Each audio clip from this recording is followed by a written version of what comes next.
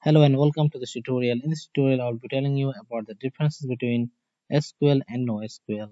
If you are a working professional or even if you are a student, this video is going to help you. So I'll be talking about the differences, the points such as the type, language it supports, and also the scalability and also the property it follows. Coming to the first point, that is the type. Type, relational and non-relational. SQL database primarily called as relational databases, that is the RDBMS that we call, whereas in NoSQL database are primarily called as non-relational or distributed database. Coming to the next point, there is a language, structured and unstructured.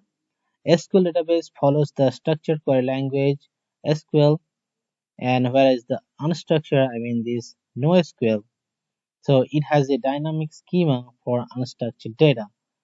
So here data can be stored, in terms of document oriented, column oriented, or graph based, or as a organized way.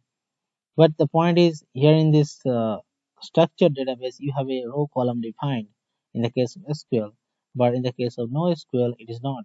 It is unstructured. As I said, it can have document, column, or even graph based, or even the organized based. So this NoSQL has the flexibility of keeping various kinds of data into store, and you can have a query on it. Now coming to the third point, that is the scalability. The SQL follows vertical scalability, and whereas the NoSQL follows the horizontal scalability. So why I'm saying this, because in the case of SQL, you can increase the load on single server by increasing things like RAM, CPU, or SSD. But on the other hand, NoSQL databases are horizontally scalable. This means that you can handle more traffic by adding more servers into your NoSQL database.